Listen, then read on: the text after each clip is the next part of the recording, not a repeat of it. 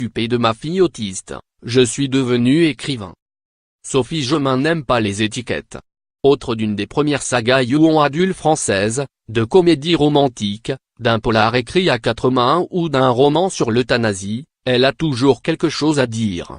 Pour son plus grand bonheur, avec 400 000 exemplaires vendus de ses différents ouvrages, le public est au rendez-vous.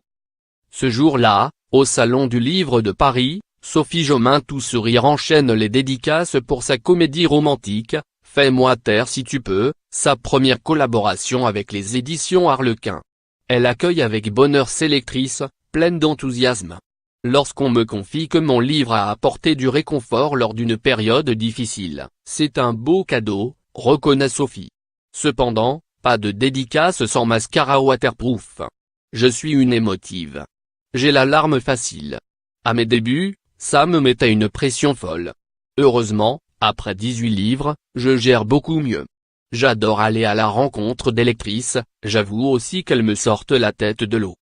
Lorsque Sophie ne planche pas sur son prochain roman dans son refuge en baie de Somme, elle veille sur Lou, sa fille de 10 ans à la santé délicate. Une jolie fleur des vents qui plie sous les bourrasques, sans jamais se briser. Lou est autiste, malentendante et diabétique. Sophie, archéologue de formation, mesure chaque jour la chance qu'elle a d'être devenue romancière.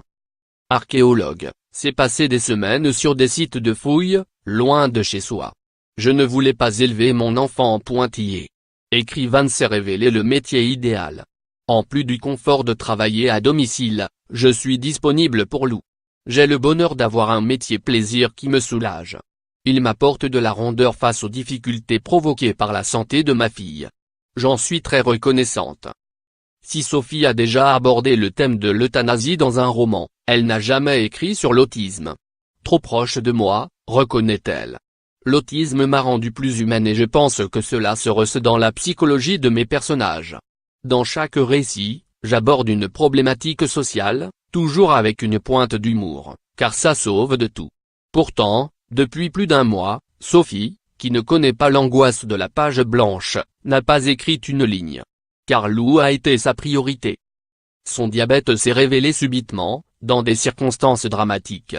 En quelques heures, mon mari et moi avons vu l'état de santé de notre fille se dégrader, elle vomissait en continu.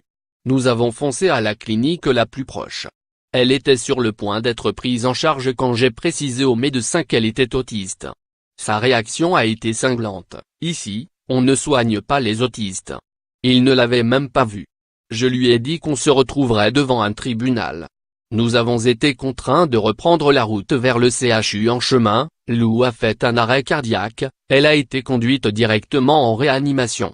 Voilà où nous en sommes en 2018. Hélas, ce n'est pas la dernière fois que l'autisme est stigmatisé. L'accès aux soins, l'école, le travail. Le regard de la société sur l'autisme reste symptomatique. Comme ces personnages, malgré les épreuves, Sophie Jomain ne recule jamais devant une bataille, la vie n'est pas un long fleuve tranquille, mais elle reste en notre possession. Nous avons les cartes en main et ça vaut sacrément le coup de les jouer.